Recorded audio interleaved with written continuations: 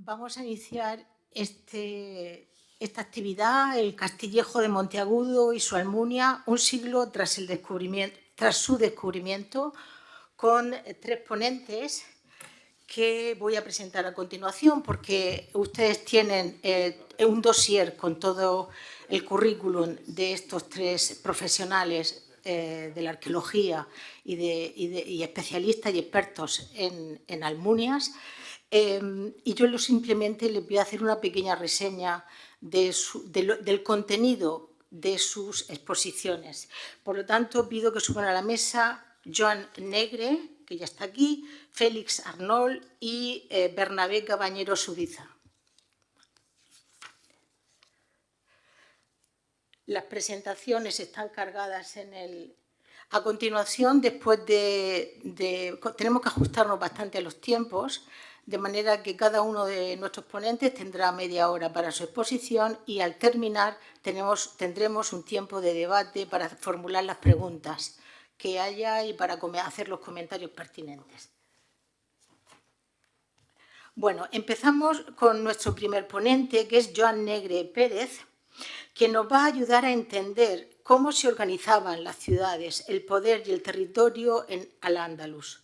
Con su intervención, la Almunia regia como atributo de soberanía en los estados islámicos de Occidente Mediterráneo, tendremos la oportunidad de acercarnos a nuestro pasado y comprender mejor el territorio que habitamos hoy, con la idea de acercar la arqueología a la sociedad.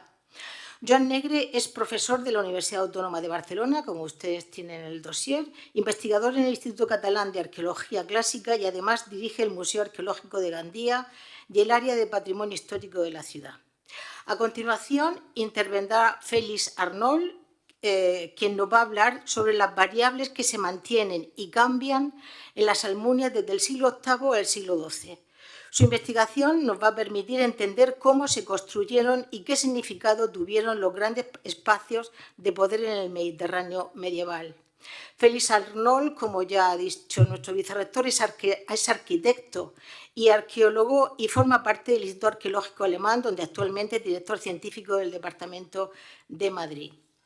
Finalmente, acabaremos esta primera mesa con la intervención de Bernabé Cabañero Subiza, profesor titular de Historia del Arte en la Universidad de Zaragoza y especialista en arte islámico y mudéjar del nordeste peninsular. En su ponencia titulada Los palacios del siglo XI en el Islam occidental, su influencia en el Castillejo de Monteagudo, nos mostrará cómo estos espacios palaciegos fueron mucho más que residencias, fueron auténticos instrumentos de poder y representación y cómo sus modelos arquitectónicos dejaron una huella clara en Monteagudo. Con su exposición podremos comprender mejor el significado histórico y artístico de estos palacios y su influencia en nuestro territorio. Les dejo con ellos tres para que todos aprendamos mucho y cedo la palabra a Joan Negre Pérez, que tendrá media hora para su exposición. Les iré indicando los tiempos, por favor.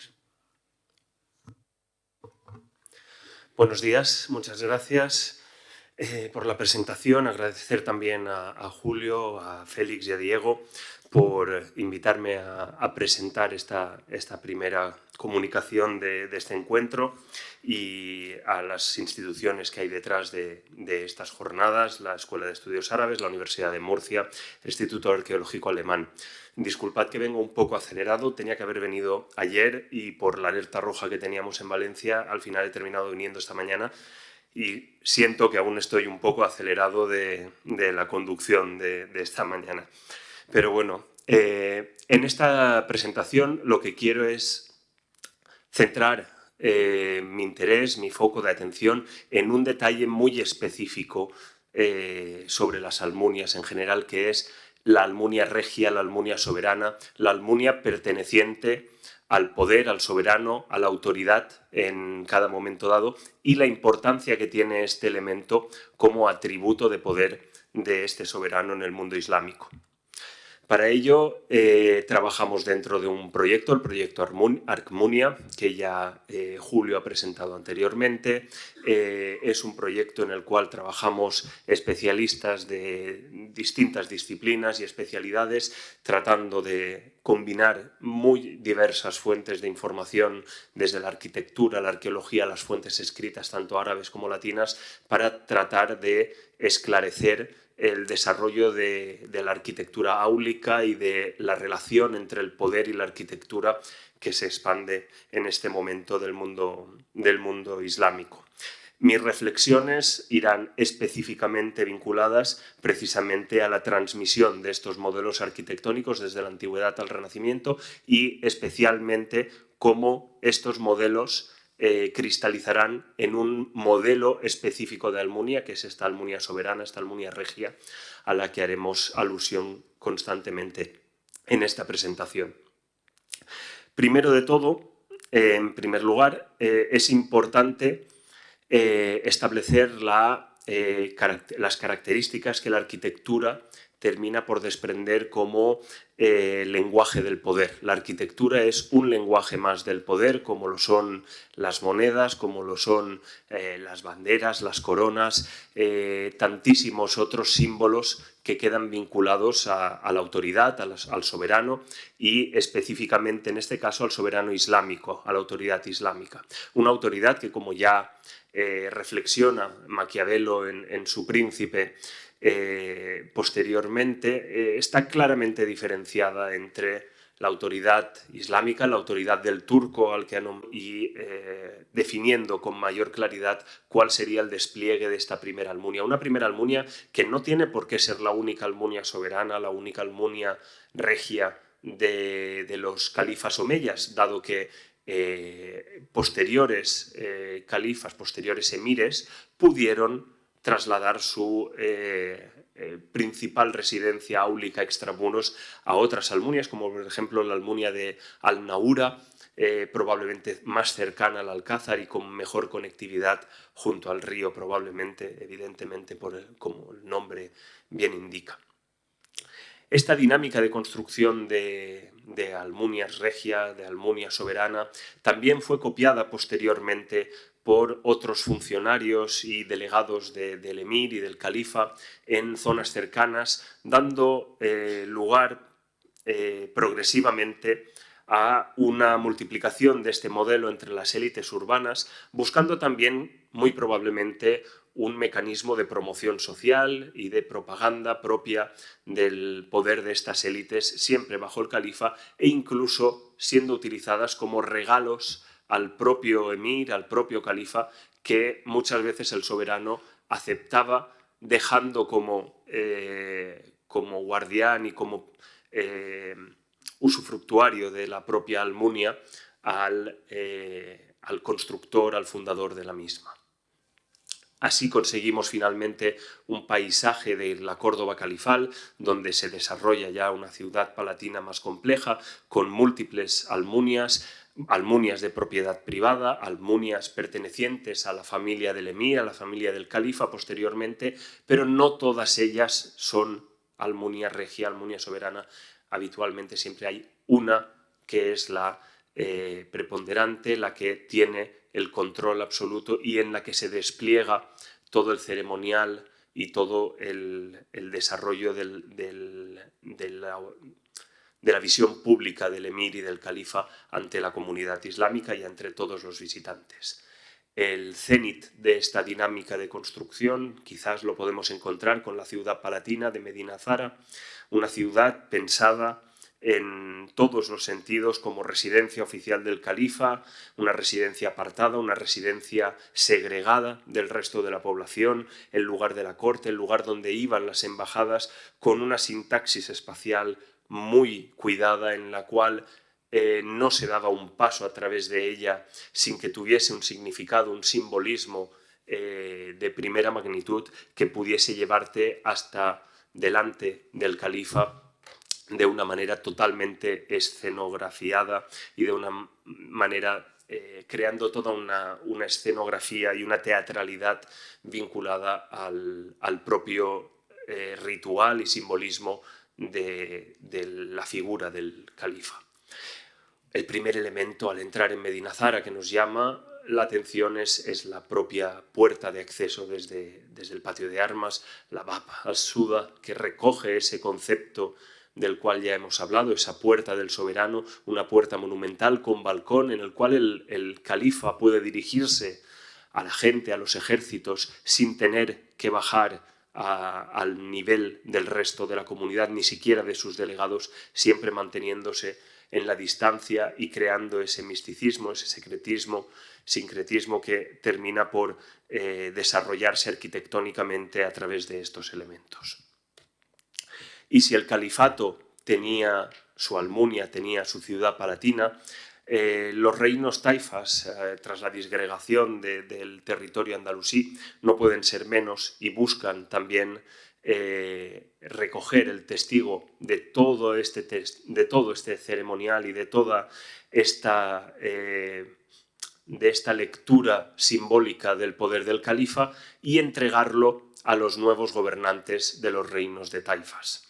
Es aquí donde cada uno de estos gobernantes, sobre todo a partir de mediados del siglo XI, cuando ya se desligan de una manera más tácita de la subordinación a un teórico califa, bien sea real, andalusí, imaginario o incluso al califa bagdadí, cuando se desligan de esa subordinación al califa, empiezan a acumular cada vez un número mayor de atributos vinculados al poder, a la autoridad islámica, para tratar de establecerse como esta propia autoridad, ellos mismos, con estos mecanismos de los que hemos hablado antes, de singularizarse entre su propia comunidad y posteriormente acaparar todos los atributos del poder, desplazando a cualquier tipo de competencia de su lado. Tenemos el control de las cecas, de los laqab honoríficos y sobre todo el control de las arquitecturas del poder.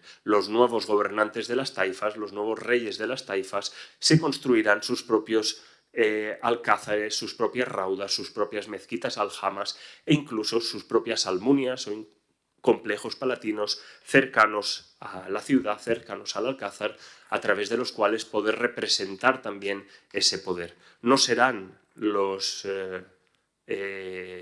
primeros reyes de taifas de inicios del siglo XI, sino que serán ya una vez consolidadas estas taifas. Uno de los ejemplos más claros de esta construcción de nuevos complejos palatinos, de nuevas almunias, será la de la Aljafería de Zaragoza, un caso en el que no voy a detenerme porque ya tenemos al compañero Cabañero que probablemente nos explique de primera mano y de manera mucho más detallada este ejemplo, pero conservamos una pequeña parte, la representación máxima arquitectónica de esta Almunia, vinculada a este Kasr, esta fortificación, palacio fortificado, en el cual se desarrollarían todos estos ceremoniales y todo este tipo de relación segregada del gobernante taifa con el resto de la comunidad. Tenemos muchísimos otros ejemplos, como por ejemplo la Almunia al-Sumadijilla de Almería, la al-Naura de Toledo. Estamos siempre con gobernantes ya a mediados del siglo XI, estamos con al-Muqtadir, al-Mutasim, al-Mamun, al-Mutawakil ya casi a finales del siglo XI, los diferentes Banu Amir que estuvieron en Valencia y en Tortosa, tenemos al-Mutamid en Sevilla, tenemos siempre este tipo de personajes en los cuales ya con una taifa plenamente consolidada empiezan a desarrollar este tipo de elementos. Arriba podemos ver los pocos elementos que quizás puedan estar vinculados a la Almunia de Badajoz, tal y como planteó el profesor Julio Navarro recientemente, o el Palacio de los Galiana en Toledo, probablemente vinculado a esta Almunia de Al-Naura en Toledo, también impulsada por el rey Al-Mamun. Las taifas no fueron el final de este mismo modelo. Ya en las segundas taifas, tras el dominio almorávide, Muhammad ibn Mardanish es uno de los primeros en mantener el control sobre un amplio territorio, sobre la taifa centrada en Murcia, la taifa en la cual desarrollará su gran complejo palaciego, que es el complejo de Monteagudo, un complejo en el que evidentemente no voy a entrar en detalles porque todas estas jornadas están dedicadas al propio Castillejo y probablemente Félix, Julio, Pedro, muchísimos de vosotros nos daréis una visión mucho más detallada, pero hemos de comprender que probablemente el complejo palatino desarrollado por Ibn Mardanís es uno de los ejemplos más espectaculares de este tipo de política en el cual se desarrolla un espacio segregado para el soberano, para el poder del soberano, para la autoridad islámica, en el cual la gente pueda acudir a ver, a escuchar al soberano, siempre con un control muy determinado, un control que incluso en las representaciones, en las nuevas representaciones que disponemos para el Castillejo de Monteagudo, se observa de nuevo con este tipo de puerta monumental, con balcón, desde el cual el soberano puede dirigirse al resto de súbditos. Probablemente los que estén en la terraza no serían el común de los súbditos, sino el resto de delegados y de élites que acudirían a este espacio para escuchar sus direcciones y que se encuentra perfectamente encuadrado dentro de estos modelos de arquitectura regia. También los almohades, a partir del siglo XIII, empiezan a desarrollar en el Al-Ándalus este mismo sistema de construcción arquitectónica y de impulso de elementos que van a dar lugar a su singularización como nuevos soberanos, y lo primero de todo es el recuperar, tomar el control de los atributos arquitectónicos del soberano. En este caso, con su instalación en Sevilla, remodelan completamente los alcázares, los amplían, desplazan la mezquita Aljama de la propia ciudad para acercarla y desarrollarla de manera anexa a estos alcázares, y impulsan la construcción de una nueva Almunia, de la Almunia, de la Bujaira, de la Albufera, que desarrollarán de manera cercana también a este complejo de los alcázares, pero siempre segregada, separada, dejando un espacio amplio, sobre todo para el desarrollo de estos jardines botánicos y de estos espacios de solaz, de recreo, que permiten una conexión mucho más fluida entre el gobernante y sus más estrechos delegados. Más adelante, los nazaríes buscarán esta misma consolidación de su poder, este mismo control de los símbolos de su autoridad a través de la construcción desde el siglo XIII de la fortaleza, que posteriormente terminará convirtiéndose en la ciudad palatina de la Alhambra, en Granada, pero también poco después del inicio de la construcción de esta ciudad palatina, con la construcción de una Almunia, es decir, van un paso más allá, y además de la ciudad palatina aún les parece poca segregación respecto al resto de la comunidad, y aún crean el Generalife, la Janat al-Arif, otra nueva Almunia conectada también con la ciudad palatina a través de un paso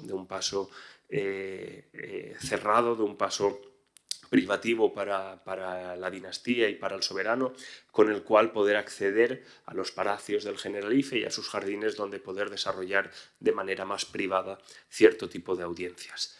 En el Generalife, como podemos ver, las construcciones de los palacios y de los jardines que los acompañan van vinculados perfectamente a estas políticas de mecenazgo, de obra pública, de obra áulica, con la cual justificar y potenciar la visión soberana y de poder único de la autoridad islámica y del emir por encima del resto de la comunidad.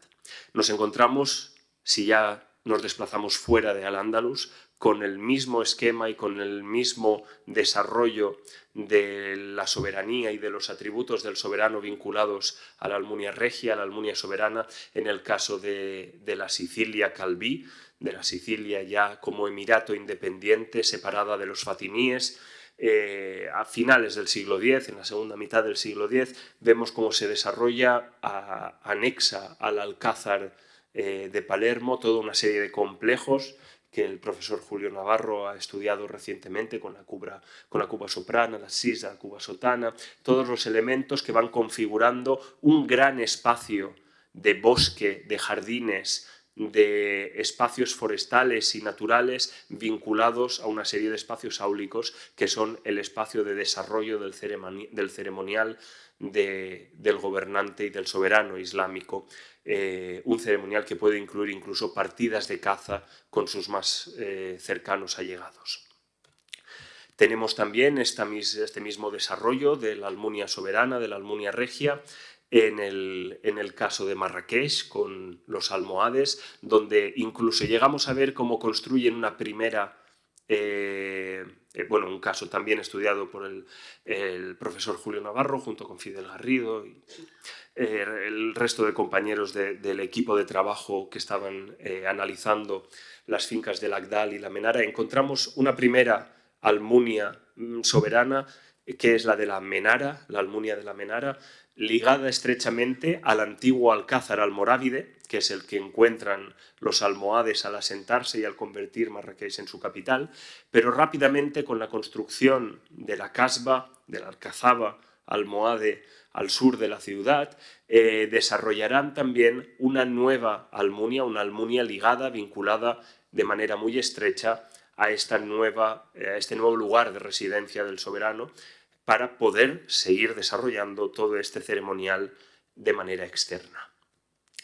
Tenemos otro nuevo ejemplo también con los merinís en la ciudad de Fez, ya a finales del siglo XIII, con la construcción de la nueva Fez, una ciudad palatina de gran complejidad y gran desarrollo, la cual será acompañada muy tempranamente ya con una Almunia ligada también a este alcázar, a esta ciudad palatina, la Janat al-Musara, la Almunia de la Almusara, vinculada también por un paso entre ellas, estudiada también recientemente por Íñigo Almela en un libro de reciente publicación, y que también nos muestra este mismo esquema de desarrollo de la ciudad palatina, del alcázar de residencia del soberano, este Qasr al-Jalifa, y su extensión simbólica y física más allá de los límites estrictos y encorsetados de la ciudad, como es la Almunia.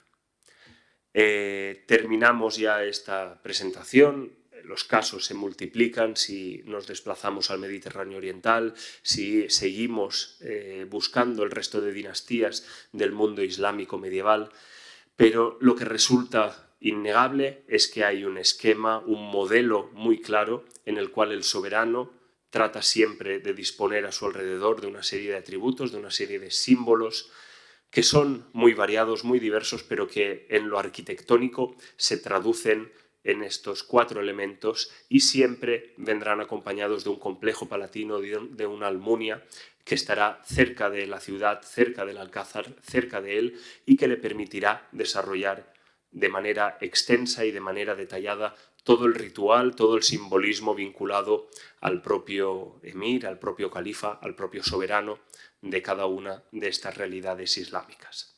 Muchas gracias por su atención. Muchísimas gracias, Joan Negre, por ajustarte al tiempo y por tu magnífica exposición. Damos la palabra a Félix Arnold, que os recuerdo que su ponencia nos va a hacer entender mejor cómo se construyeron y qué significado tuvieron los grandes espacios del poder del Mediterráneo medieval.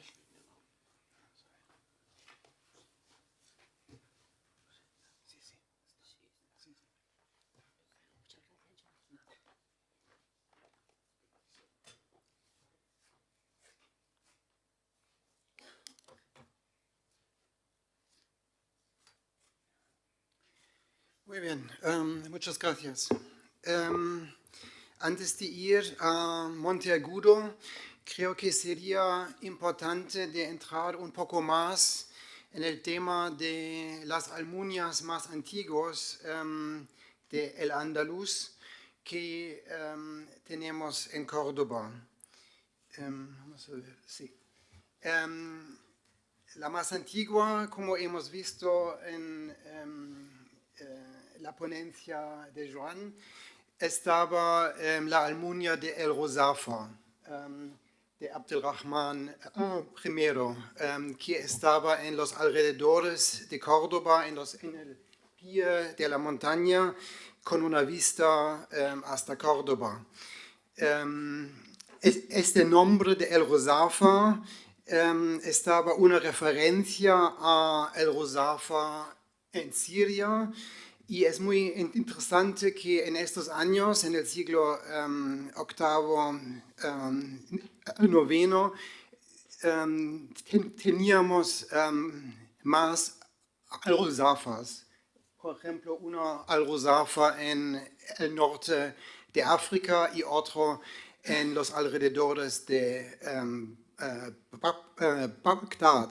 Con la pregunta por qué este nombre El Rozafa estaba una referencia tan importante en estos años.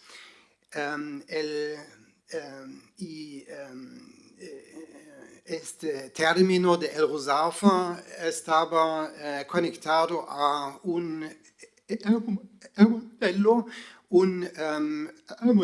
de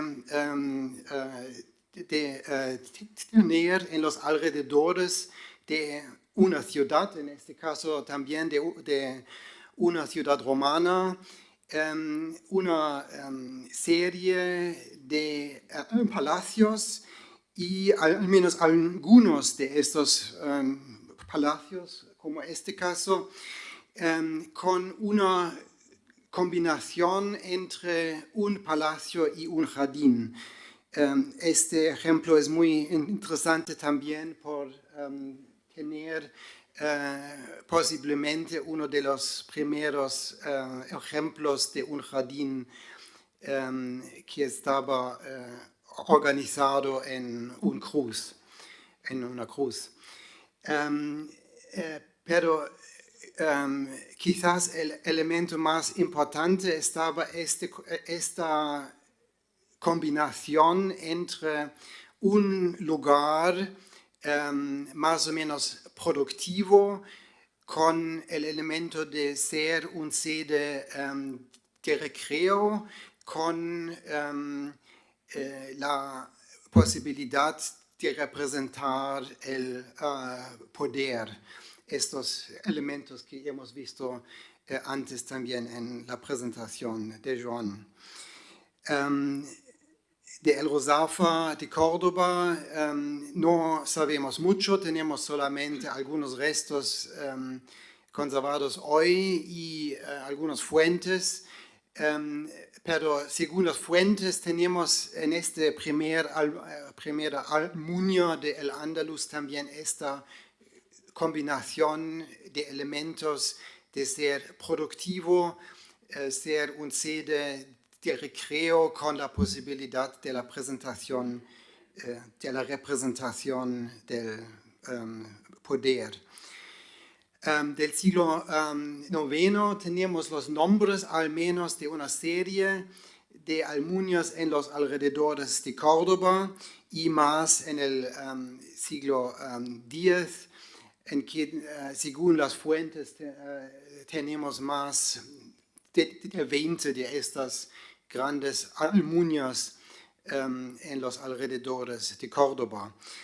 Una serie de estas estaban al lado del río, con la posibilidad del uso del agua de este río, y una otra serie de almunias en el pie de la montaña. Un lugar muy interesante en este contexto es Medina el Sahara.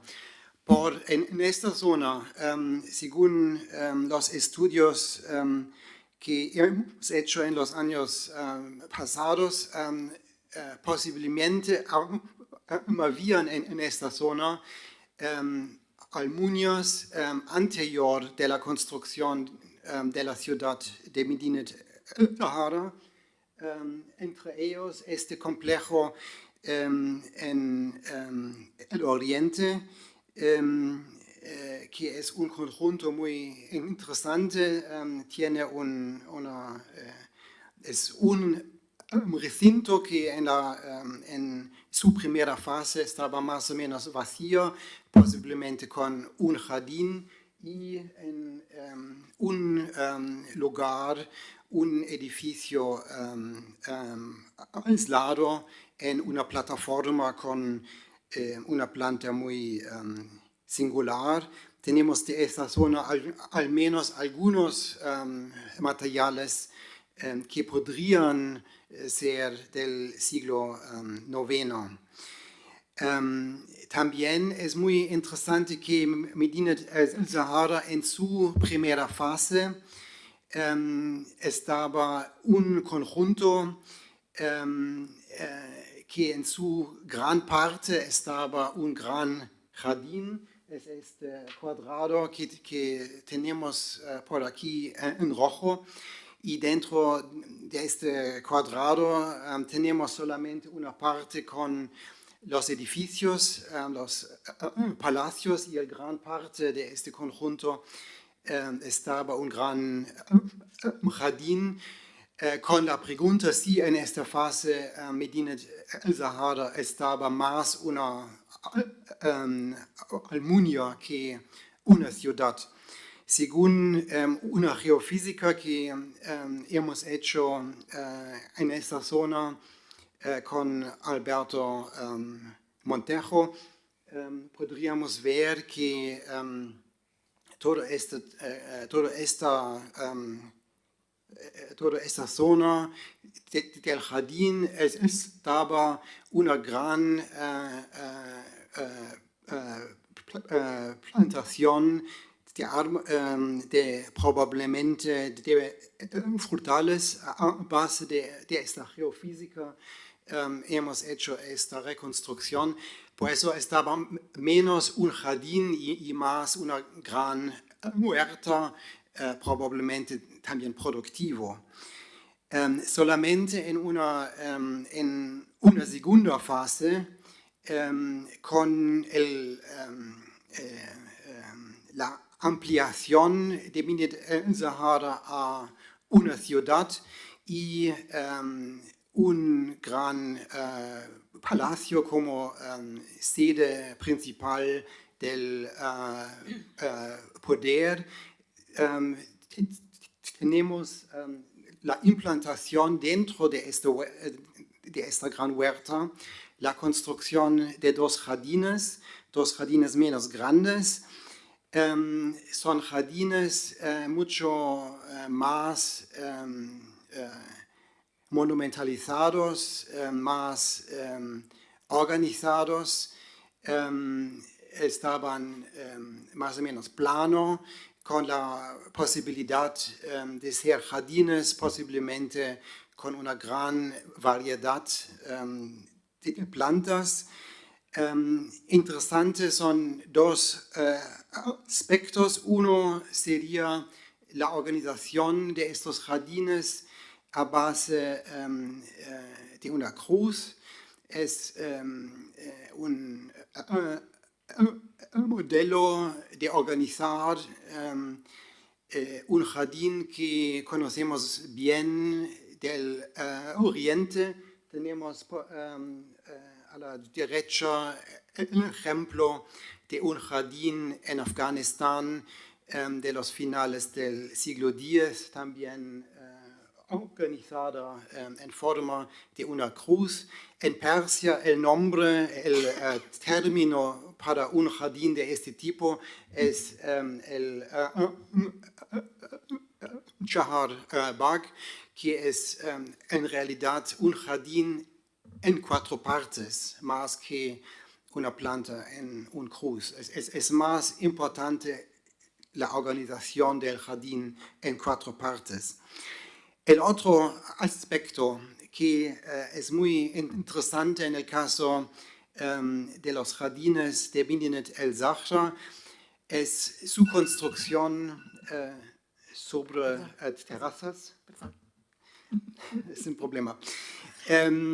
Sobre terrazas.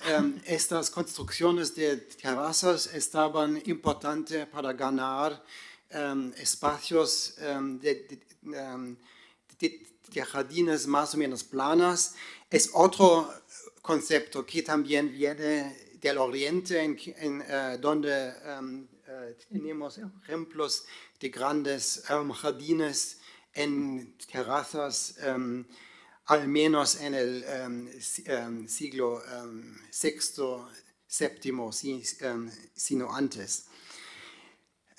Tenemos un texto muy interesante en este contexto, que es un libro de Abdelmelek ibn Habib de Córdoba del siglo IX, y es un libro que es una recopilación de las descripciones del paraíso.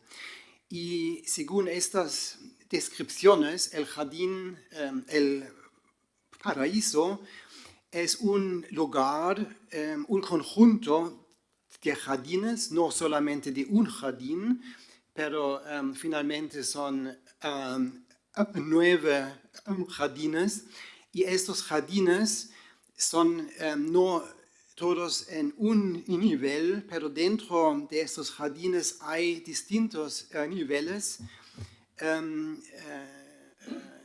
y en cada nivel son jardines o paraísos para distintos grupos. Los 2 jardines más altos son el hogar del Dios. Otros son el jardín de Eden, donde está el trono, y más. Y estas descripciones, me parece, son muy parecidas a la construcción de los jardines de Medinet el-Zahra. Y tenemos también en Medinet el-Zahra algunas referencias, por ejemplo, en la mezquita Al-Jama de Medinet el-Zahra, pero también de unas de las salas, con referencias a estos jardines del paraíso. Por eso tenemos la posibilidad que en estos años había el plan de construir un paraíso como sede del califa.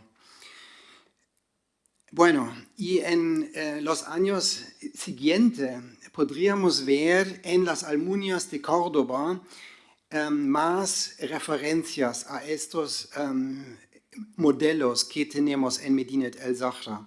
Uno es este modelo de un jardín más o menos plano, en forma de una cruz, un jardín cruzado, con los edificios, el palacio en un lado de este jardín y en un lado que es un poco más alto que este jardín, con la posibilidad de ver este jardín desde un nivel más elevado. Tenemos este modelo posiblemente en el yacimiento de Turtuelos al este de Medinet el-Zahra, que probablemente es un gran jardín de 300 por 300 metros en forma de una cruz. Una otra Almunia de estos años es la Almunia de Romanía, que hemos visto también antes en la ponencia. Estaba el objeto de un proyecto entre los años 2006 y 2013 de Antonio Vallejo, Alberto Canto y yo. Y Almunia estaba un conjunto de un jardín en terrazas. Son espacios no cuadrados, por eso en este caso no podríamos ver este modelo de jardines en forma de una cruz, pero tenemos este aspecto de jardines sobre terrazas que hemos visto solamente pocos años antes en Medinet El Sahara. Otro elemento muy interesante sería una gran alberca en la cuarta terraza con un salón entre este gran alberca y los jardines. Es una sala muy transparente con la posibilidad de una vista a los jardines y más allá a todo el paisaje de Córdoba. En los años siguientes del siglo XI tenemos, sabemos de la existencia de almuñas en muchos de los sedes de los reinos Taifa. Es una lástima que no sabemos más sobre la forma, el diseño de estas almuñas.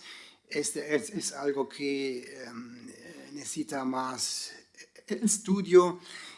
Un aspecto importante sería, y es un gran cambio en comparación a Córdoba, es en muchos de estos sedes el palacio principal está dentro de una fortaleza y muchas veces es una fortaleza en un lugar más o menos alto, con la posibilidad de una vista. Y la almuña normalmente es en la parte baja, en el llano. Y esta innovación del siglo XI es también muy importante si volvemos ahora a Monteagudo. Podríamos hacer ahora un poco una comparativa entre Medinet El Sahara y Monteagudo.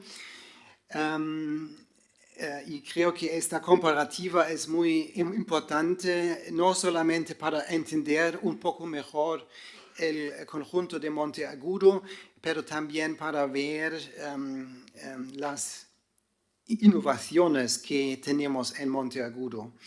La escala de estos dos no es el mismo. Monteagudo es no tan grande como Medinet El Sahara. Pero en una manera tenemos elementos muy similares. Tenemos en un punto alto los palacios. En este caso de Monteagudo tenemos en el punto más alto el castillejo a su pie, un otro palacio al lado de un gran jardín. También en este caso de Monteagudo tenemos un jardín amplio que funciona más como una gran huerta y en una parte más reducido un jardín propio, los dos en formas de una cruz. Por eso tenemos más o menos todos los elementos que teníamos antes en Medinet El Sahara. Pero creo que quisiera destacar dos elementos nuevos. Uno sería el palacio principal, ahora está en una fortaleza o al menos en un edificio que tiene el aspecto de ser una fortaleza y es en un lugar muy, muy alto en relación a este jardín, sin una conexión clara con el jardín. este podría ser esta innovación del siglo XI, pero el otro es el enfoque en Monteagudo a un eje central. Todos los elementos de la Almunia de Monteagudo están más o menos en un eje, en un eje central. En este eje tenemos el Castillejo, el Palacio del Llano y toda la organización de este jardín. Es un eje que no tenemos en Medina del Sahara con tanta importancia. Pero volvemos a todos estos temas hoy por la tarde cuando hablamos más sobre la Almunia de Monteagudo. Muchas gracias.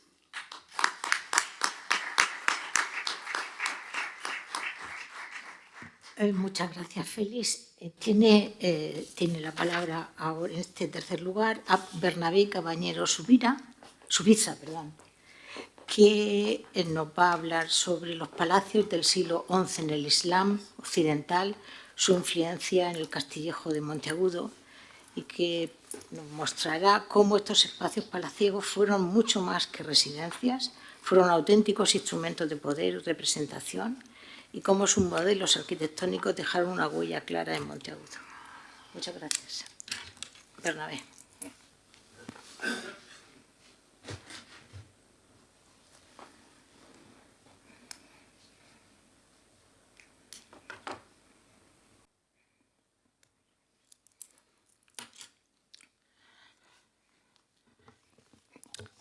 Buenos días a todos, amigos. A mi modo de ver, el Castillejo de Monteagudo es como una ecuación de tres incógnitas, del tipo A más B más C igual a 37, y que por tanto tiene infinitas soluciones. Podría A valer 37, y B 0, y C 0, y daría una suma 37 más 0 más 0 igual a 37.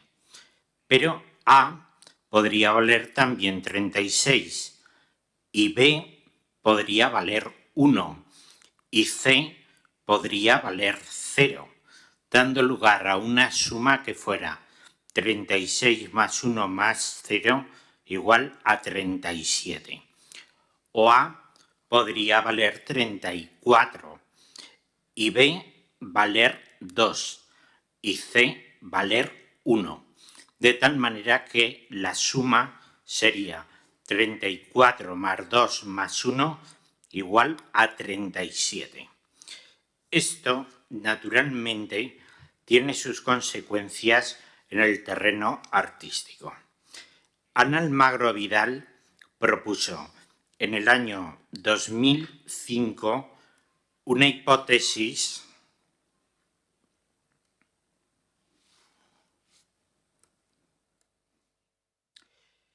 de reconstitución del Castillejo en la que incorpora los fragmentos artísticos encontrados.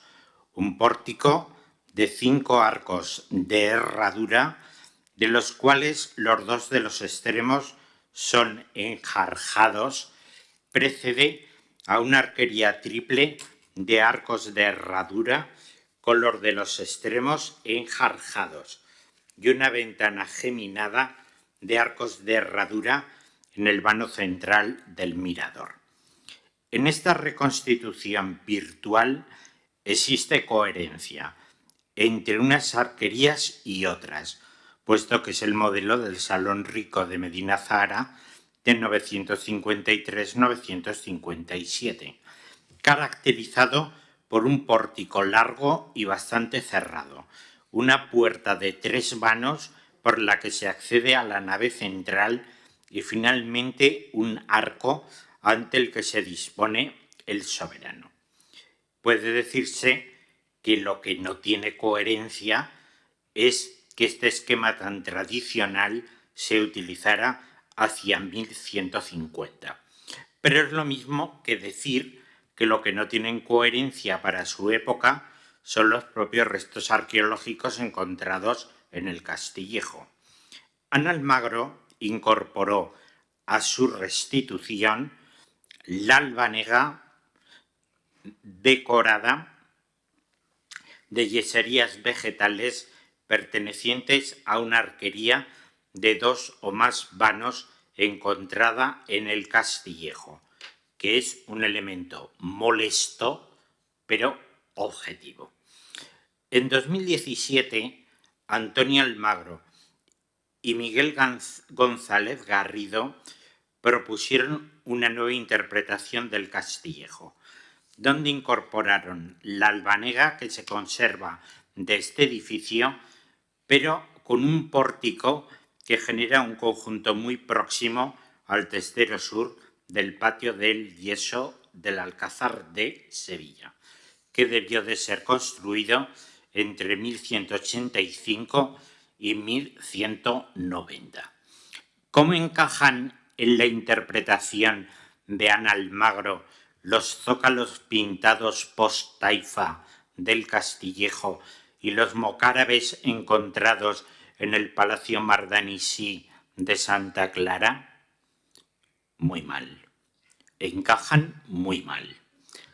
¿Cómo encaja en la interpretación de Antonio Almagro y Miguel González esta albanega de decoración vegetal perteneciente a 2 o más arcos de herradura, cuando entre 1039 y 1065 en la Aljafería y en la mezquita Aljama de Tremecén el único arco de herradura dovelado que existe es el del mihrab y no hay ninguna arquería de este tipo?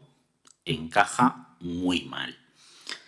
Debido a mi deformación profesional de historiador del arte, veo con toda claridad una arquería triple con 2 vanos enjarjados en los extremos, como la que da acceso a la nave central del Salón Rico, de 953 a 957, y delante, pegado como un sello, el vano central de la fachada de la sala de oración al patio de la mezquita Aljama Almorávide de Tremecén, en Argelia, construido en 1082, pero sin que un elemento y otro creen un conjunto unitario ni tengan la menor coherencia formal.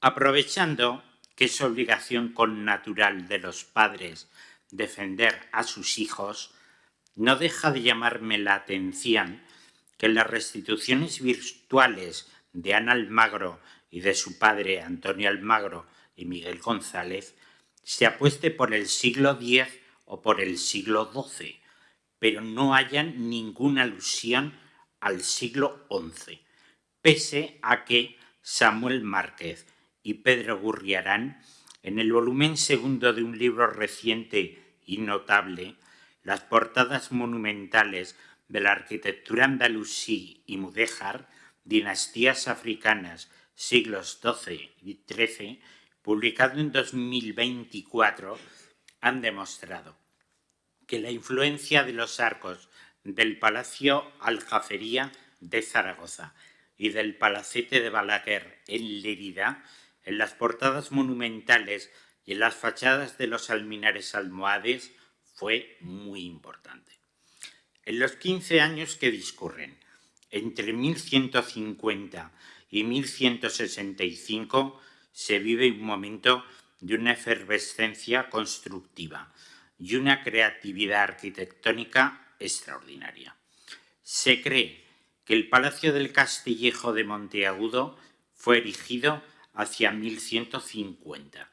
El encargo de la construcción de la mezquita de Timmel en Marruecos se llevó a cabo en el año 1153-1154. La mezquita Kutubiyya de Marrakech fue construida entre los meses de mayo y de septiembre de 1158. Las obras del Palacio de la Cisa de Palermo se comenzaron en el año 1165, fecha en la que se implantarían los cimientos. Úrsula Stacke demostró en 1991 que en el recinto rectangular de la Cisa se reprodujo el esquema proporcional del Palacio Ciri de Asir, erigido en Argelia el año 934, motivo por el cual el Palacio de Asir debe ser contemplado junto a los palacios anteriores como perteneciente a este mismo grupo. El Palacio de Asir asimila y aúna varios siglos de tradición islámica. De hecho, el Palacio de Asir, como el del Castillejo, en un primer momento a lo que más recuerda es a la arquitectura del Próximo Oriente Antiguo por su rigurosa simetría biaxial y los numerosos torreones rectangulares con que cuenta, con lienzos muy cortos entre ellos. Lucien Golben, en su famoso artículo de 1966 de Ars Orientalis 6, ya cita como un precedente muy obvio para el Palacio de Asir, el Palacio Sasánida de Firuzabad en Irán. La articulación de las 4 viviendas de las esposas legítimas dispuestas en torno a un patio descubierto, flanqueando 2 a 2 la vivienda del príncipe, pudo verse ya en los palacios omeyas de la ciudadela de Amán, aproximadamente de 709 a 730, en el Qasr al-Musata, de 743 a 744, y en el Palacio Abbasí de Ujaidir, aproximadamente de 750 a 780, pero aparece madurada de una manera revolucionaria en el Castillejo de Monteagudo. En este palacio mardanisí, los 4 grupos de estancias de las esposas legítimas no aparecen tangentes entre sí 2 a 2 en torno a la vivienda del príncipe, como sucede en Asir, sino que por primera vez han sido desplazadas a las esquinas del palacio de una manera inédita hasta entonces. Del mismo modo que en la Cisa de Palermo se duplica el esquema geométrico de la mezquita de Timmel, creando un eje central este-oeste que conduce al trono y otro transversal norte-sur que discurre por el centro de los 2 cuerpos salientes emergentes de los lados cortos. En el Castillejo, la mitad norte se duplica en la mitad sur, utilizando como eje central el que desde la puerta exterior en el centro del lado oeste conduce por el andén del patio de crucero al torreón central del lado este. Ya en el arte paleoislámico pudo verse un caso muy antiguo de duplicación en torno a un eje menor de una estructura idéntica en el Qasr at-Tuba, en Jordania, comenzado en 743, y aunque al año siguiente se abandonó la obra, para entonces ya se había llevado a cabo la implantación de todos los cimientos. Es cierto que en el Qasr at-Tuba el esquema metrológico es de 2 a 1, pero en el Castillejo es igualmente de 2 a 1 si dentro de cada cuadrado incluimos en el esquema metrológico los torreones de los frentes menores norte y sur. Llama la atención que el Castillejo es muy alargado, pero esta planta surge de la duplicación de un esquema cuadrado. Así, aquella proporción en la que un cuadrado central se complementan los márgenes con dos rectángulos cuya anchura es la mitad del cuadrado central, pudo verse en la puerta del oratorio de la Aljafería, según la fotogrametría que han hecho Samuel Márquez y Pedro Gurriarán. La razón por la que en el Castillejo no se duplicaron a ambos lados del espacio central otros dos espacios que supusieran cada uno la mitad de su superficie, tal como es habitual en el arte paleoislámico, puede verse en el Palacio Grande de Anjar, en el Líbano, es meramente funcional. En el Palacio Aljafería de Zaragoza, el acceso se encuentra en un lateral, en un lugar excéntrico, en el segundo lienzo contando desde el norte del lado este de la muralla. La superficie de la zona oriental se aproxima a la de la mitad de la zona central y en ella se encontraba el primer control de paso para las personas que entraban andando o a caballo. Los establos, lo que en Aragón llamamos el cuarto bajo, que es el cuarto donde se guardan las monturas, las albardas, las cabezadas, las cinchas, los lazos de los caballos, etc. Y más al sur había otro control, dotado de un adarve en alto y una gran puerta fortificada que contaba con 4 mochetas, entre las que habría 2 bancos para que se dispusieran en ellos los soldados de la guardia. Este primer patio recuerda bastante al primero al que se llega en el Palacio de la Almunia del Generalife. Los torreones ultrasemicirculares eran macizos en su planta baja y, por tanto, en este nivel carecían de acceso. El segundo nivel y el tercero se utilizaban como viviendas de la guardia del castillo.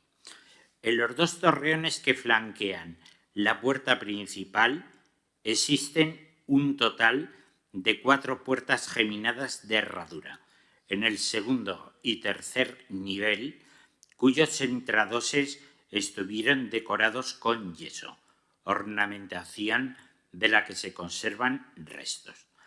Estas puertas tenían un dintel de madera con quicialeras para poder engastar en ellas el gozne y cerrarse con batientes de madera. Delante de las puertas había un adarve de vigilancia. Para que los edificios trazados a partir de un triángulo equilátero conformaran un cuadrado perfecto, fue preciso construir un cuerpo saliente en planta dispuesto junto a la zona del vértice con la altura de 2 menos raíz de 3 partido por 2. Este valor tienen los cuerpos salientes de la Cisa de Palermo de los frentes norte y sur. Sin embargo, en la mezquita de Timmel, para que su alminar no emergiera tanto del cuerpo de las naves, esta medida se toma a partir del eje central del transepto, considerado en sentido este-oeste. En realidad, cuerpos salientes del cuadrado básico ya se pueden ver en edificios del arte paleoislámico, como es el caso del alminar construido sobre el mihrab en el centro del lado sur del palacio fortificado de Hirbat al-Mafyar, que se erigió entre los años 724 y 743, un precedente muy evidente del minarete que acoge en su interior el mihrab de la mezquita de Timmel. No obstante, en el proyecto teórico de este palacio de Hirbat al-Mafyar en Israel, no se contempló la posibilidad de que dicha torre quedara inscrita dentro de un cuadrado teórico, ya que sobresale holgadamente de dicho cuadrado. La desaparición a partir del siglo XI de los cuerpos de 3 naves bien proporcionados de los salones de recepciones en el Islam occidental convirtió en una necesidad cada vez más perentoria la construcción de un torreón, por pequeño que fuera, que sobresaliese del centro del muro al que estaba adosado el trono en el que se disponía el príncipe. Lo normal es que la sala del trono de los palacios de ciudades con veranos muy calurosos, como los de Almería, Córdoba, Granada, Murcia, Sevilla o Zaragoza, ciudades todas de clima muy continental, estuvieran en la planta baja del lado norte, que es el más fresco. La disminución de recursos económicos a partir del primer periodo taifa conllevó que estas salas pasaran a ser cada vez menos profundas. En el Palacio Aljafería, la sala del trono tiene una profundidad de 528 centímetros. En la sala norte del Palacio de Almería, de 470 centímetros. En el Palacio del siglo XI del Alcázar de Sevilla, de 430 centímetros. En la sala norte del Castillejo de Monteagudo, de 405 centímetros. En el Palacio de la Almunia del Generalife de Granada, de 325 centímetros. Y en un caso extremo, la sala de los ajimeces del Palacio de los Leones, de 315 centímetros. La solución era bien obvia y bien antigua. Había que añadir a estas salas, cada vez más angostas, un espacio cuadrangular o cruciforme adicional en el que disponer el trono. La Dar al-Imara de Kufa, construida hacia el año 670, es el palacio islámico más antiguo que se conserva y que se sepa hasta ahora es el único edificio palacial construido por los omeyas en Irak. En los ibanes oriental y occidental, un pórtico con 2 columnas permite el acceso a una sala con un ibán cuadrangular. En el ibán sur, la nave central de un amplio cuerpo de 3 naves culmina en una sala cruciforme. La estructura arquitectónica del ibán es claramente preislámica. Se encuentra ya en el Palacio Parto de Asur, en Irak, del siglo I, y de allí pasó al arte musulmán. La estructura de Salón del Trono cruciforme puede verse en el Palacio Sasánida de Bishapur, en Irán, y de allí pasó al primer arte islámico, encontrándose ya en época omeya en la Dar al-Imara de Kufa y en el Palacio de la Ciudadela de Amán. La introducción de un ibán en el centro de la sala rectangular fue avanzando desde los países centrales del Islam hasta llegar finalmente a Al-Ándalus, donde era totalmente desconocida esta estructura de origen mesopotámica. Como ha demostrado Félix Arnold, que se sienta en esta misma mesa, en 670 esta estructura se encuentra en la Dar al-Imara de Kufa, en Irak, en 836 en Samarra, también en Irak, en 876 en Al-Qatai, en Egipto, en 876 en Rácada, en Túnez, en 909 en Sádrata, en Argelia, en 935 en Asil, en 1150 con la forma de un torreón en el Castillejo y en 1153-1154 en Timmel. Se puede decir que, al fin, la solución del ibán o torreón concebido para acoger en su interior el solio o el mihrab de una mezquita había llegado al extremo más occidental del Islam. A las salas del trono andalusíes mencionadas se les añadió en distintas épocas una torre o mirador, como es el caso de la sala norte del Palacio de Almería y el de la sala septentrional del Palacio de la Almunia del Castillejo, o ya desde el proyecto inicial en las salas de los lados cortos del Castillejo de Monteagudo y en la sala de los ajimeces del Palacio de los Leones.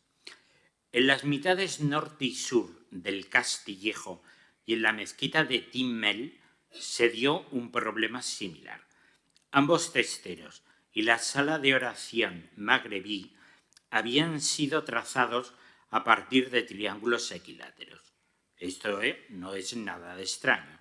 También el pórtico del testero norte del Palacio Aljafería se concibió a partir de un triángulo equilátero.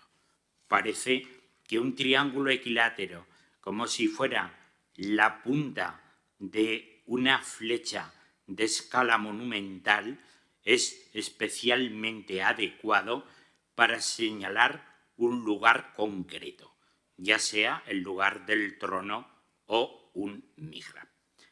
Pero debido a que la altura de un triángulo equilátero es raíz de 3 partido por 2, por tanto menor a la de un cuadrado del lado 1, para suplementar el espacio que queda entre el vértice del triángulo equilátero y la cara superior del cuadrado, cuyo valor es 2 menos raíz de 3 partido por 2, se añadieron tanto a los testeros del Castillejo como al lado sur de la mezquita de Timmel un elemento arquitectónico destacado, el torreón del trono y el alminar, que alberga en su interior el mihrab, que permiten definir un cuadrado perfecto.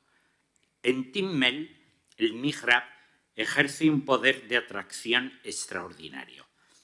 El alminar abandona su ubicación habitual en el lado norte de la mezquita y se dispone donde está el mihrab, en el centro del lado sur.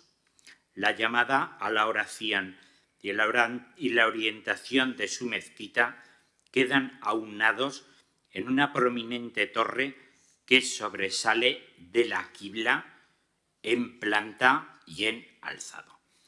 Sin embargo, la importancia decisiva que tiene el bloque del mihrab y del alminar se demuestra también en el esquema geométrico y metrológico.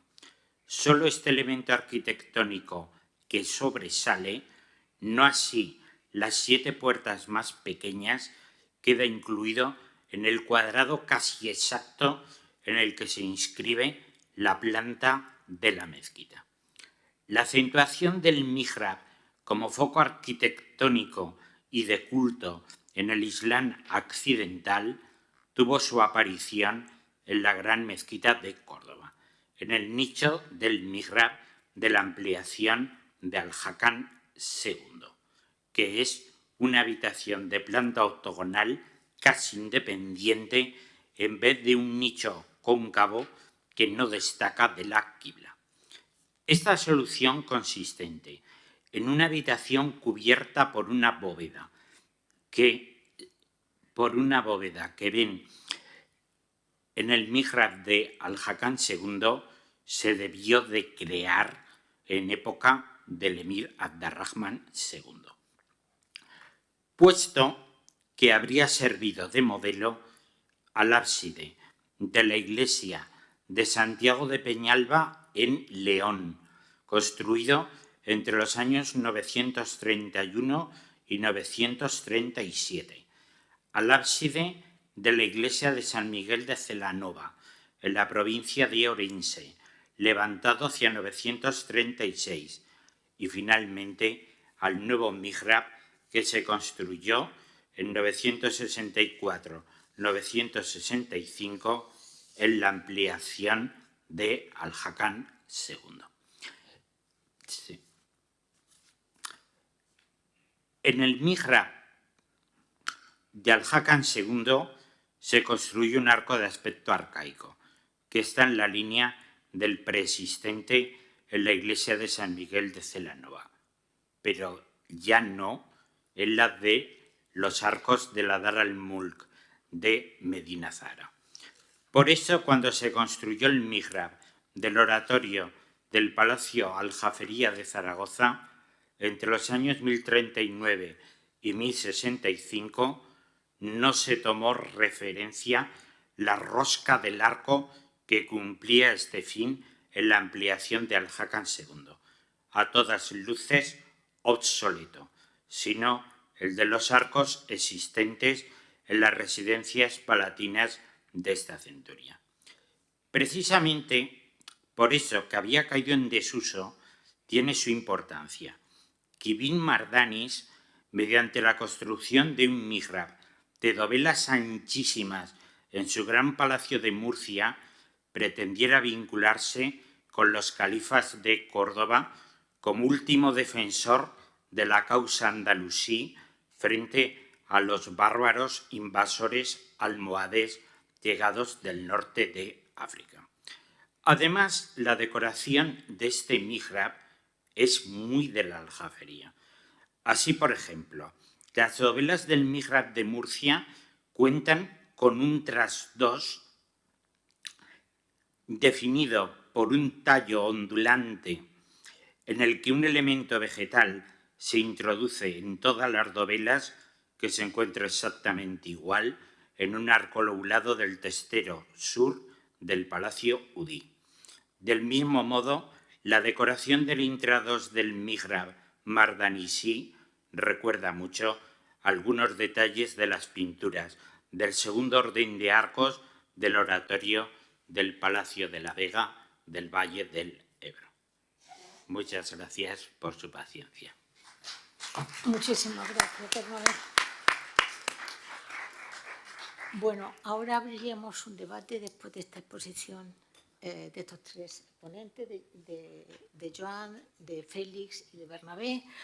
Una serie de preguntas, debate, como queráis que lo organicemos. Hay un micro de mano, entiendo, que se pasará a quien vaya tomando la palabra.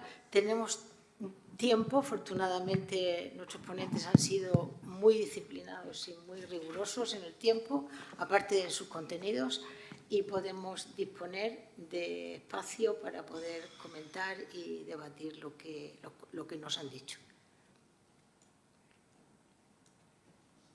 A ver, ¿quién empieza? Julio Navarro.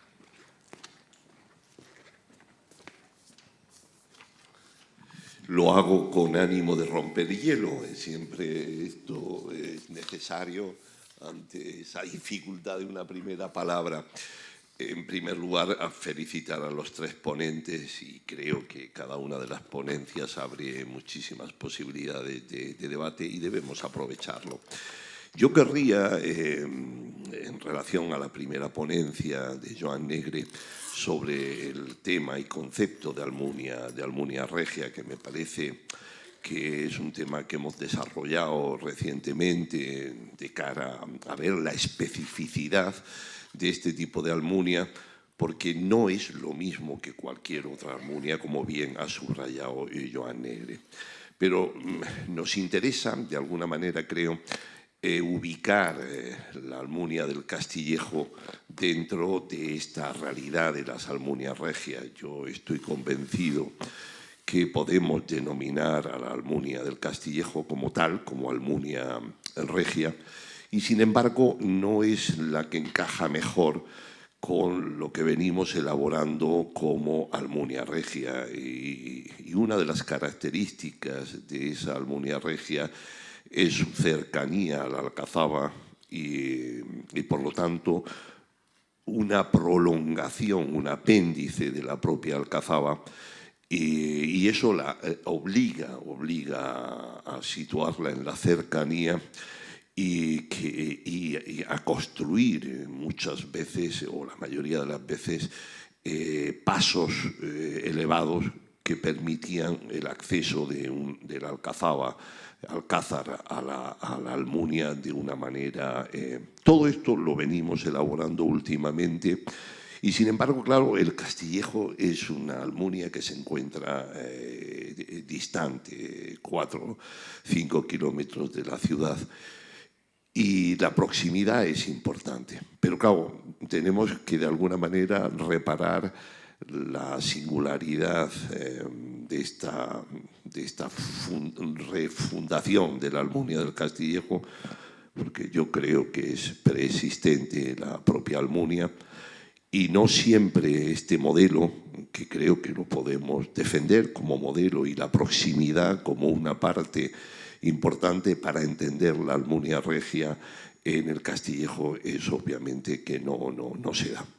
Y bueno, es una aparente contradicción, porque obviamente la historia urbana condiciona la posibilidad de ubicar una Almunia. Siempre los diseños de una ciudad de nueva planta, como puede ser la Alhambra y el Generalife, permite, o FES la nueva.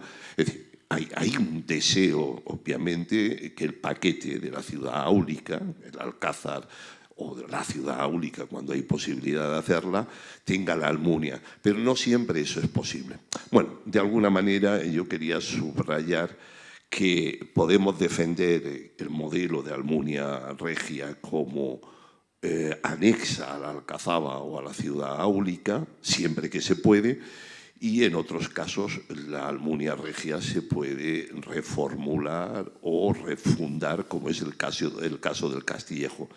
Lo digo casi como un comentario hacia Joan Negre, porque es un tema que venimos trabajando, que podemos defender, por un lado, el paquete del modelo de Almunia regia en la proximidad, en la inmediatez, y a la vez entender que la constitución de un poder nuevo, como es el caso Mardanissí, en un urbanismo completamente consolidado después de varios siglos, no te permite... pero es posible habilitar fórmulas intermedias, como yo creo que se dio en el caso de aquí de Murcia, en su Alcázar, con una amplitud de jardines que existieron cerca del río, que sin llegar a ser una Almunia permitía que el Alcázar tuviera ese desarrollo, y es probable que eso ya se diera en época Mardanissí. Bueno, era esa reflexión.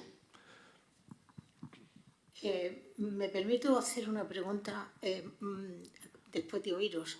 ¿Sería posible pensar que podría haber, sin haberlo encontrado todavía, algún espacio palaciego como estos dentro de la trama urbana de la ciudad de Morcilla? Yo creo que estoy obligado a contestar. Los ponentes no están vinculados a Murcia, y en este caso estoy obligado. Vamos a ver, el palacio, tal y como lo ha explicado Joan Negre muy bien, como expresión del poder, siempre lo tienes ubicado en lo que es el Alcázar, la Alcázar o Alcazaba es lo mismo, y la Almunia, que es otro atributo de este poder. Lo ha desarrollado perfectamente. Que en la ciudad quienes podían ser personajes adinerados pudieran desarrollar palacios de cierta entidad, las propias excavaciones nos han documentado palacetes, pero nada tiene que ver con todo lo que estamos hablando. Es decir, que una casa de mayor prestigio, por lo tanto, lo que podríamos llamar un palacete, que es una hipertrofia de una buena casa, en la ciudad de Murcia lo hemos sacado, pero nada de esto de lo que estamos hablando sería pensable dentro, porque, como ha señalado Joan, el aspecto de segregación de una arquitectura que permita a su promotor aislarse y exhibirse a través de eso, Dentro de la Madina no lo puedes hacer, es imposible. No tienes posibilidades ni espaciales ni de ningún tipo, porque para eso tendrías que generar un espacio áurico, una nueva alcazaba, y esos son atributos exclusivos del poder en cada momento. Ahora, un edificio residencial de cierto nivel, palatino, sí, no hay ningún inconveniente, pero sin nada de todo lo que ha señalado Joan Negre. Gracias, Julio. ¿Más preguntas? Muy bien. Pilar Garrido. No, pero mejor. Es que así se graba la intervención. Bueno, realmente un poco, ¿no? Aquí haciendo combinación con Julio, con mi compañero y referente, efectivamente lo que ha comentado Joan, ya no solo la parte arquitectónica, con toda esa significación, etcétera, sino la parte filológica. Yo como arabista, los propios términos, Almunia requiere un tipo de espacio, por ser a partir de todo lo que es la construcción palaciega, lo que es la parte jardinada. Luego hay una parte de finca, incluso una parte que se aprovecha la infraestructura que hace la finca para incluso los que están alrededor de todos esos parterres. Entonces, no es lo mismo un jardín que un huerto, no es lo mismo un huerto en un palacio que una almunia o un calá, ¿no? Un lugar fortificado. Entonces, claro, toda esta terminología en árabe está bastante bien definida, que luego hay almunias curiosas, que luego hay residencias palaciegas que tienen su parte ajardinada más grande de lo normal, claro que sí. Luego ya cada caso, pero efectivamente en las palabras ya de lo propio que significan, ¿no? Los términos en árabe, ya estaría la definición de lo que se necesita de espacio y de infraestructura y que no sería la parte urbana, ¿no? Hay otro tipo de construcciones palaciegas dentro de las ciudades. Como, bueno, es que Joan lo ha explicado muy bien, pues nos ha puesto además todos los diseños, ¿no? Y ha utilizado algunos términos en árabe, con lo cual es perfecto. Era solo asintiendo a vosotros. Gracias, Pilar. ¿Más preguntas? Comentarios, sí. Añadir, del punto de vista de Córdoba, tengo que añadir 3 puntos. Uno sería, en Córdoba, el emir no tiene solamente una almunia, él tiene muchas almunias, ¿no? Y la mayoría de estas almunias no tiene una conexión directa al sede, que es en los primeros 2 siglos el Alcázar de Córdoba, ¿no? El Ruzafa es muy lejos, ¿no? Y los otros, ¿no? No hay una relación de una almunia con el Alcázar de Córdoba, ¿no? Y el otro punto, estas almunias son siempre privadas al emir, no son del Estado. Por eso no son estatales. Y en algunas fuentes dicen, creo, un emir ha gustado más una almunia que una otra, pero no hay un término de una almunia regia. ¿No? Por eso es un poco una construcción nuestra a la arqueología, ¿no? Yo estoy de acuerdo con Félix. No hay una especificidad en las fuentes árabes que digan hay una almunia regia, pero es cierto que poco a poco se va desarrollando el concepto. Al principio en Córdoba, precisamente, no es algo tan evidente, la Ruzafa nace a cierta distancia. Quizás con el paso del tiempo, con los emires o con los califas, cerca del Alcázar, en la zona oeste, cerca del río, también se desarrolla algún complejo que estaba estudiando Rafael Blanco con precedentes tardoantiguos y que se desarrolla posteriormente en época emiral y califal, que podría haber estar vinculado y que aún no conocemos bien, pero de la misma manera el concepto teórico que nosotros desarrollamos como almunia regia posteriormente se ve con mucha mayor claridad, porque conforme vamos avanzando la almunia que se corresponde con el Palacio de la Aljafería, el caso de Granada con su ciudad palatina y su generalife, su Janat al-Arif, justo conectada perfectamente con la ciudad, la Almusara en Fez, la Menara o la Bujaira en Marrakech. Parece que es un concepto que pueden hacer de manera más o menos espontánea, dando solución a unas necesidades que son las de expandir ese ceremonial que necesita el soberano islámico y que se desarrolla progresivamente en Al-Ándalus, pero también en el resto del mundo islámico, pero poco a poco va tomando forma. Y aunque haya emires, por ejemplo, que puedan tener varias almunias de su propiedad, sí que es cierto que probablemente alguna de ellas tenga un desarrollo mayor y una capacidad mayor para albergar este propio ceremonial y discurso político y representativo del gobernante islámico fuera de la ciudad y restringido. Pero, ciertamente, el término Almunia Regia, yo en las fuentes no lo he encontrado, ¿eh? O sea, efectivamente, estoy de acuerdo con vosotros, que es una terminología que, viendo las diferencias de unas a otras, hemos ido como dando por buena y acuñando. Pero yo en las fuentes historiográficas islámicas, árabo-islámicas, no lo he encontrado, ¿eh? Es un concepto teórico. Por eso, sí, eso estoy completamente de acuerdo. Me alegra además que la clave. Gracias, no estaba ahí. Bueno, qué interesante, más cosas. Claro, ¿eh?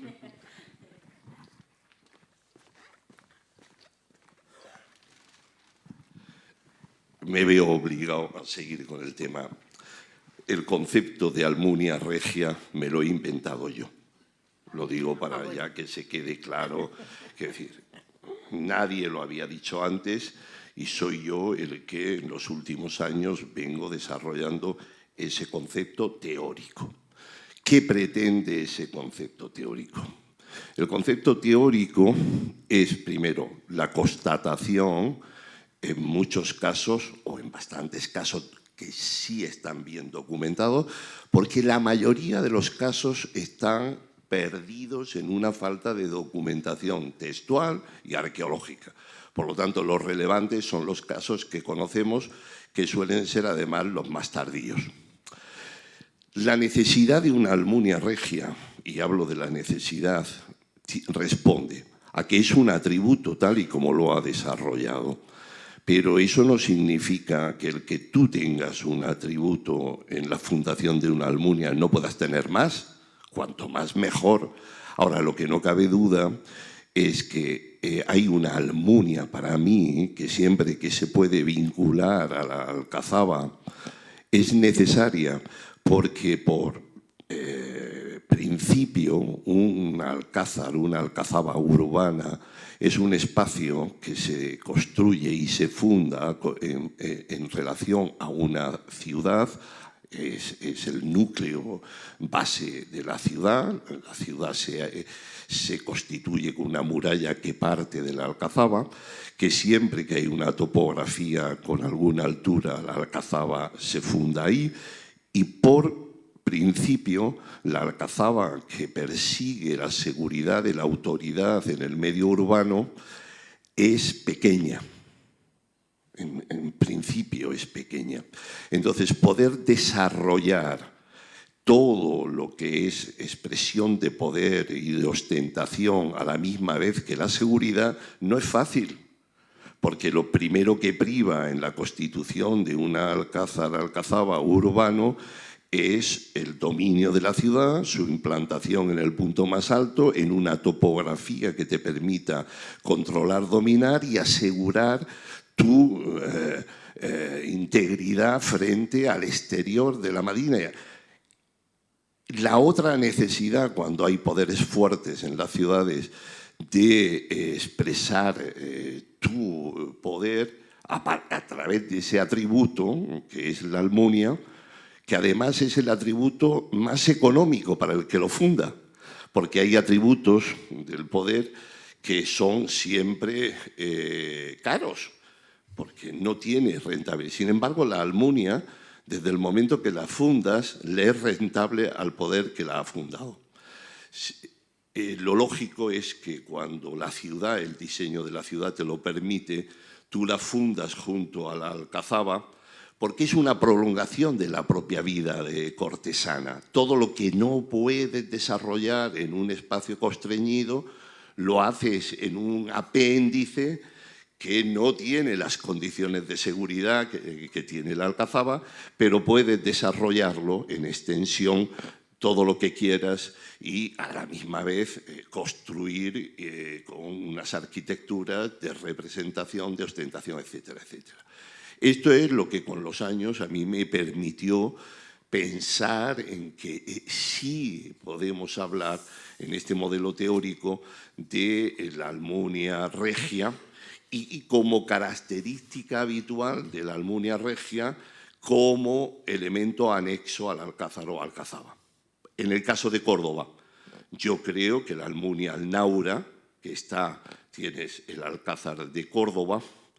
El alcázar de Córdoba yo creo que llega hasta el riachuelo, no sé cómo se llama, no recuerdo, y al otro lado de ese riachuelo está Alnaura. Para mí creo que Alnaura es la Almunia que está cumpliendo con todos estos aspectos de los que estoy hablando, pero eso lo tendrán que decir los cordobeses, porque yo no he estudiado, no me he ido a Córdoba a estudiar ni a excavar, ni tengo toda esa información, pero creo que, en primer lugar, en Córdoba es necesario definir hasta dónde llegaba el alcázar de Córdoba. Yo creo que llegaba hasta este riachuelo, que no recuerdo cómo se llama, donde hay un puente califal.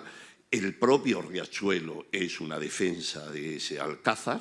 Es decir, las fortalezas siempre la hacen buscando una topografía favorable a tu propia defensa. Y al otro lado está el Naura. Bueno, solamente en relación a Córdoba,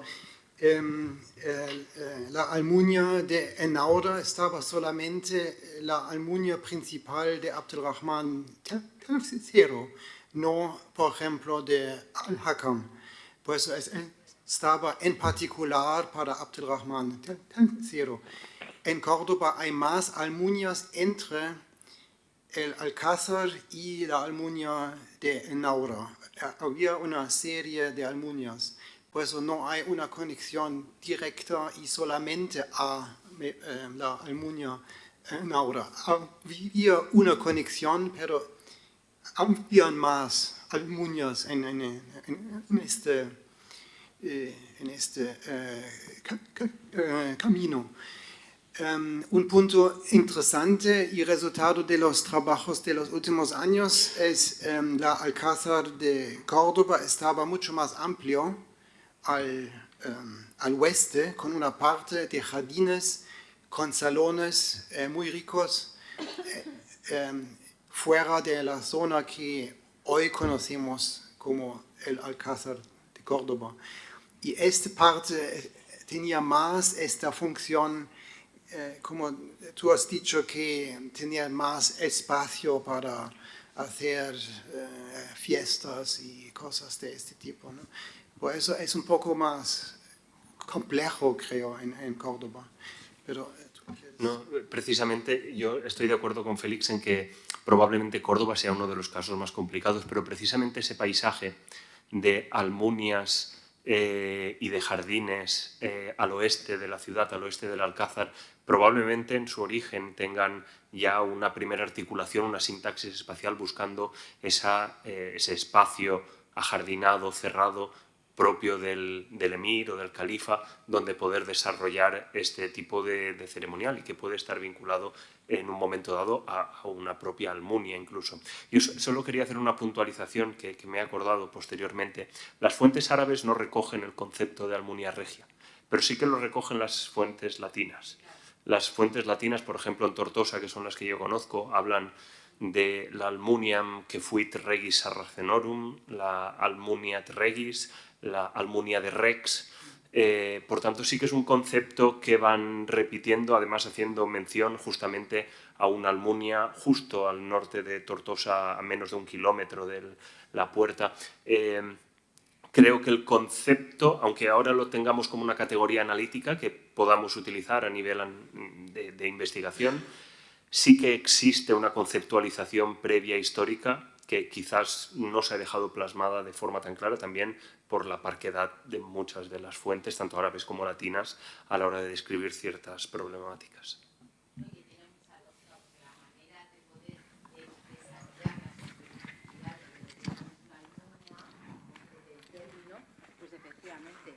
las fuentes cristianas luego, pues bueno, pues si esta corresponde a más, que tiene más categoría, que está vinculada a tal, pues efectivamente, muchas veces pasa, hay una explicación conceptual que deriva en otro término porque a ti no te lleva directamente a una realidad la palabra Almunia.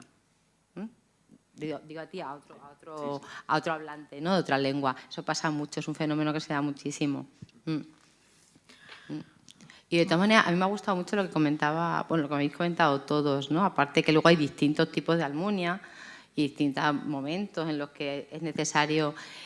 Lo que comentaba Julio de que hay un sentido práctico.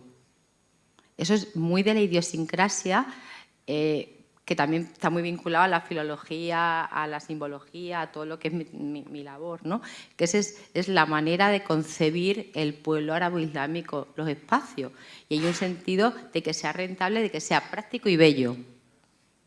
Y eso a mí me parece que las Almunias son maravillosamente un ejemplo de esa mentalidad, ¿no? Muy bien.